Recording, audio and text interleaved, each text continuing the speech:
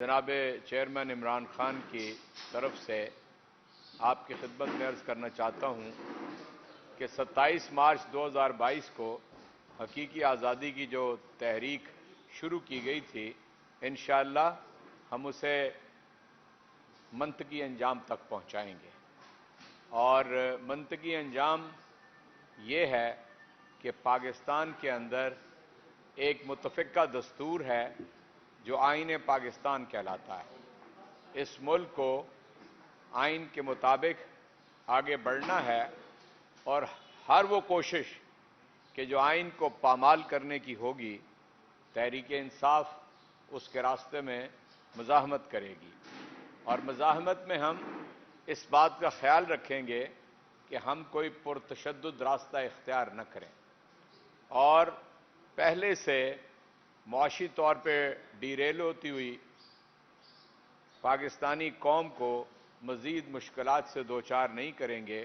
अलबत्ता एक पुरअमन रास्ता कि जो इस मौके पे इख्तियार किया जा सकता है ताकि आइन की पामाली को रोका जाए और अदलिया की बालादस्ती को बरकरार रखा जाए और वापस पार्लिमानी निज़ाम की तरफ आगे बढ़ा जाए, इसके लिए हम जेल भरो तहरीक का आगाज़ कर रहे हैं।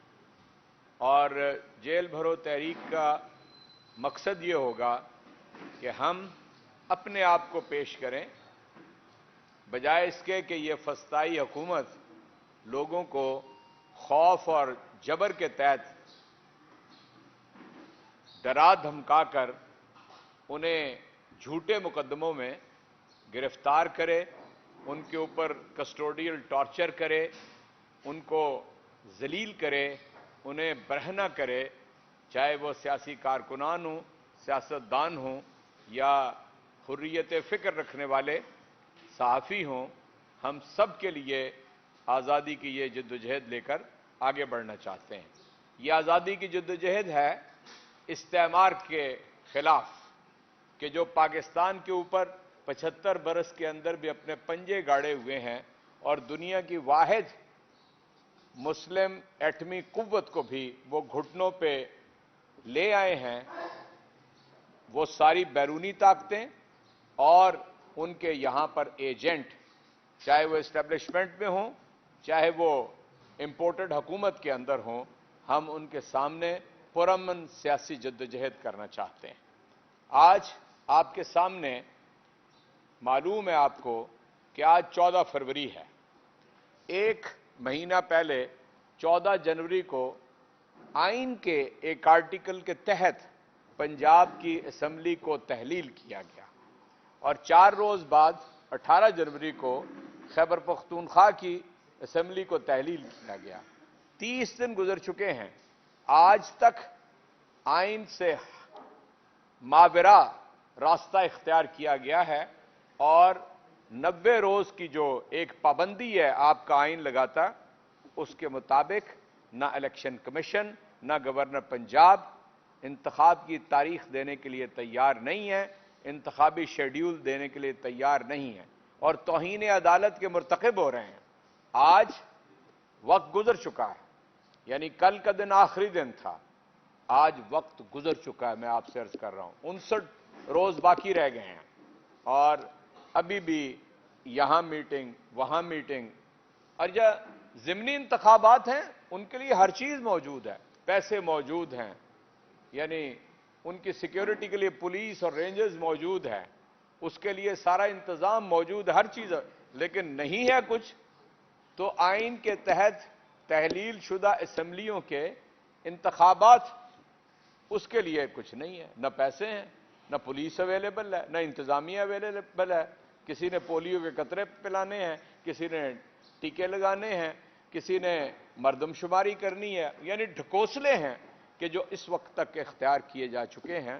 हालांकि आज से 5 रोज पहले सुप्रीम कोर्ट के अंदर आपने चीफ जस्टिस साहब के रिमार्क सुने होंगे कि ये इलेक्शन कमीशन इसी अदालत के अंदर गुज़श्ता साल ये कह चुका है कि हम नवंबर 2022 में इंतखाबात के लिए तैयार होंगे।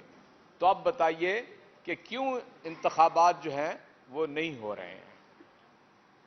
ये बात आपके पेश नज़र रहनी चाहिए कि हम आइन को किसी सूरत में भी पामाल नहीं होने देंगे। इसीलिए ये तहरीक हमने बर्पा की है। दूसरी चीज़ जिसके लिए हम इस जद्दोजहद को कर रहे हैं, वो मैं और आप उसका बराह रास्त शिकार हैं। आम आदमी, गरीब आदमी, मुतवस्सत तबका और जो निचला मुतवस्सत तबका है, ये सारे तबकात जिससे मेरा भी ताल्लुक है, मुझे पता चलता है कि 10 माह के अंदर अंदर आमदनी में तो कोई इजाफा नहीं हुआ, लेकिन अखराजात के अंदर इजाफा हो गया है। और अगर परचून के आप कीमतें रखें, ये मैं SPI और CPI को डिस्कस नहीं करना चाहता, मैं एक आम आदमी हूं, जाके बाजार से सामान खरीदता हूं तो मुझे अंदाजा होता है कि तकरीबन यानी कीमतें 1/3 से निसफ तक बढ़ गई हैं। मिसाल के तौर पे एक रिसर्च के मुताबिक जिसकी आमदन 30,000 रुपया थी, वह अब वो 20,000 के बराबर हो गई है। इतनी अशिया वो बाजार से खरीद सकता है। चुनाचे इससे अंदाजा लगा लें कि 1/3 उसके पास अब रकम नहीं है अपनी जरूरियात जिंदगी पूरा करने के लिए। एहसास प्रोग्राम के तहत, सेहत कार्ड के तहत, यानी कामयाब पाकिस्तान के तहत जितनी मराहत कह लीजिए या सहूलियात कह लीजिए, या जो 70,000 वो दुकानें पाकिस्तान के अंदर खुल रही थीं जहां पर सब्सिडी दी जा रही थी, वो सारा निज़ाम बंद करने की कोशिश की जा रही है। अमलन बंद होकर रह गया और ये आज की कैफियत है। लेकिन आज भी मैं आपको ये बता दूं, मीडिया के ऊपर हर चीज वाज़ेह है कि अगर 170 या 180 अरब रुपए के मजीद टैक्सेस लगने जा रहे हैं तो फिर बताएं कि इस कौम की आवाज कौन बनेगा? क्या मेरी तकरीरों से, मेरी प्रेस कॉन्फ्रेंस से जब कुछ होगा? इस हुकूमत के ऊपर दबाव बढ़ाने के लिए हम जेल भरो तहरीक जो है उसको आगे बढ़ाना चाहते हैं। और क्यों बढ़ाना चाहते हैं, मैं दोबारा इस बात को इस नुक्ते के ऊपर कहना चाहता हूं, ताकि इस मुल्क के अंदर आम इंतखाबात हो जाएं। जिस हुकूमत को और जिस वजीर आजम को कहते थे ये सिलेक्टेड है, जिसको कहते थे कि 2018 के इंतखाबात ठीक नहीं हुए, उसने आते ही कहा कि आप आ रहे हैं तो इंतखाब करा लीजिए, दूध का दूध पानी का पानी हो जाएगा। फिर इनके कोई दर्जन भर PDM के लीडर्स हैं जिन्होंने कहा कि जिस रोज आप पंजाब और खैबर पख्तूनख्वा की असम्बलियां तहलील कर देंगे, हम फौरन आम इंतखाबात का ऐलान कर देंगे। अब तो कोई थूक कर चाटने के लिए भी तैयार नहीं है, उस बात का जवाब देने के लिए कोई बंदा अवेलेबल नहीं है। और मेरे दोस्तों, यानी वो बाजवा डॉक्ट्राइन हो, वो भी हमें सहाफियों ने बताया कि ये फरमाया उन्होंने कि मैंने इमरान खान का इक़्तिदार ख़त्म किया। उन्होंने फरमाया कि पाकिस्तान के लिए तबाहकुन था। उन्होंने इकरार किया कि रजीम चेंज किए वो कैटलिस्ट के तौर पे मौजूद थे। और कल एक आपके सीनियर साफी ने बताया कि पहले बाजवा डॉक्ट्राइन था, अब हाफिज डॉक्ट्राइन है। मुझे बताइए कि क्या ये मुल्क एक आइन नहीं रखता? क्या एक मुत्तफिका दस्तूर इसके अंदर नहीं है? मैं आपसे अर्ज करना चाहता हूं, आप में से बाज दोस्त शायद उस वक्त होश के उम्र में थे, लेकिन मैं था। 23 बरस तक इस मुल्क के अंदर कोई मुत्तफिका आइन नहीं बन सका। 56 और 62 के दसातीर हुए, वो ढकोसला थे, लेकिन 73 के आइन तक पहुंचते पहुंचते आप अपना आधा मुल्क गंवा चुके थे। पता है आपको इस बात का? यानी बालिग रायदही के इंतखाब आने तक हम आजाद तो हो गए, लेकिन जो इस्तेमारी निजाम था उस शिकंजे से नहीं निकले। मुरब्बों के मालिक वोट दिया करते थे, दौलतों के बैंक अकाउंट रखने वाले वोट दिया करते थे। गरीब आदमी तो वोट देने की 23 बरस तक इस मुल्क के अंदर इजाजत ही नहीं थी सिरे से। चुनाचे आप याद रखिए, दस्तूर मुतफक्का है वाहिद दस्तावेज, इससे आप इनहराफ करेंगे, मुल्क को नुकसान पहुंचाएंगे। जो लोग आज उनसे जब पूछते हैं कि भी 90 रोज लिखा हुआ है इंतखाब का और अब आप कैसे आगे, वो देख लें आप हो जाएगा। क्या जवाब देते हैं? देख लें आप हो जाएगा। आप क्या कहना चाहते हैं? फिर कहें कि आर्टिकल 6, नहीं नहीं नहीं, आर्टिकल 6 इसके ऊपर नहीं लागू होता, तो क्या होगा फिर इस मुल्क के अंदर? आप एक खतरनाक खाई की तरफ आगे बढ़ रहे हैं और आप मुल्क को लेकर डूब रहे हैं। आप ये दावा लेकर आए थे कि इमरान खान जो महंगाई लेकर आया है, हम उस महंगाई को खत्म करेंगे। आप ये दावा लेकर आए थे कि दुनिया के अंदर पाकिस्तान के साथ ताल्लुकात जो हैं दोस्त मुल्कों के, वो मुतासर हो गए हैं। आप ये दावा लेके आए थे कि सियासी इस्तेहकाम के लिए सारी कोई पता 13 से लेकर 18 जमातें मिल गई हैं। सब कुछ उसके बरक्स आप देख रहे हैं। हम तन्हा हैं। दहशतगर्दी दोबारा, वो अफरेत दोबारा सामने आ गया है और कोई हल उसका बताने वाला यहां पर नहीं है। आपका वजीर खारजा पूरी दुनिया का चक्कर लगा चुका है, लेकिन यहां बाजू में अफगानिस्तान है, वहां पर जाने की जरूरत नहीं हुई। उनसे बातचीत कर, यानी दोहा टॉक्स इमरान खान का एक कारनामा तारीख के अंदर लिखा जाएगा और उसके नतीजे में अमन कायम हुआ। पाकिस्तान की इतनी वाहवाह हुई कि हमने तकरीबन 55,000 डिप्लोमेट्स, एनजीओज के एग्जेक्टिव्स और इस दर्जे के लोगों को अफगानिस्तान से इस्लामाबाद के जरिए दुनिया में हमने सेफ एग्जिट दिया। हमने मौका फराहम किया और हमने ही एब्सोल्युटली नॉट कहा। क्यों?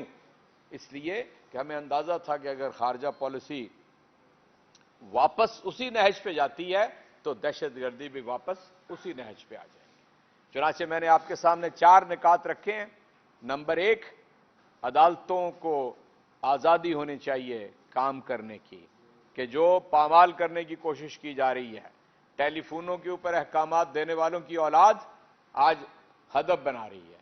जो लोग ब्रीफ केस भर के दे के आए थे, उनकी औलाद आज हदफ बना रही है अदलिया को। और दूसरी बात मैंने आइन की आपके सामने रखी है। तीसरी बात, किसी तरह की भी मावरा जो कुव्वतें हैं उनकी मुदाखलत की बात आपके सामने रखी है। और मैंने आपसे यह अर्ज किया है कि महंगाई का अफरेत आम आदमी को खा के रह गया। ये 4 निकात हैं जिसके ऊपर हम आज़ादी की इस जद्दोजहद को आगे बढ़ाएंगे। ये पुरअमन रास्ता है और हर जगह से इंशाअल्लाह लोग जेल भरेंगे। पंजाब के अंदर तो कुल आपको मालूम है कि 64,000 लोगों की जेलों में, 34 जेलों में जगह है। 84,000 पहले ही हैं वहां पे। हम हर तरह, लाखों कारकुनान, मुझे आज 5वां रोज है इसके ऊपर काम करते हुए, लाखों कारकुनान तैयार हैं जेल में जाने के लिए। चुनाचे हम ये कहना चाहते हैं कि होश के नाखून लें यहां के मुक्तदर हल्के, होश के नाखून लें यहां की इंपोर्टेड हुकूमत और अदलिया को रूबा अमल लाने दें और आइन से मावरा कोई काम ना करें। इसलिए कि अगर आइन के मावरा कोई काम करेंगे तो हम सियासी जद्दोजहद करेंगे, मज़ाहमत करेंगे। शुक्रिया।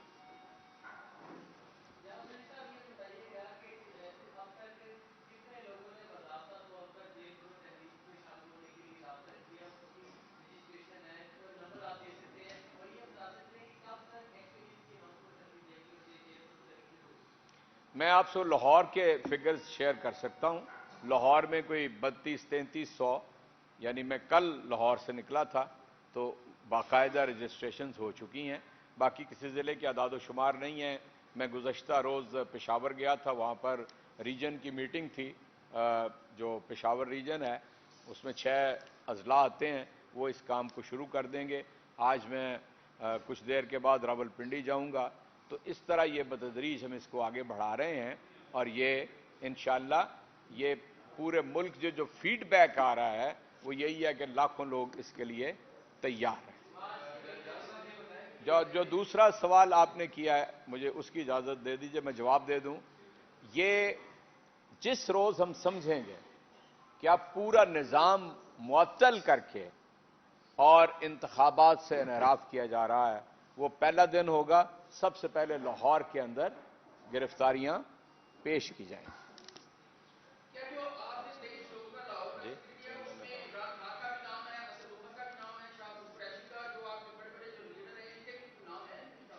देखिए, इसका ऐलान जो होगा ना, आपकी बात की कंटिन्यूएशन में, तो इमरान खान इसका ऐलान करेंगे और हर जिले से जो कारकुनान का ग्रुप होगा उसमें 5 पार्लियामेंटेरियन होंगे ठीक है, हम इस हिकमत अमली को खुद समझते हैं कि इमरान खान ने, असद उमर ने या हमारी लीडरशिप ने कब जाना है।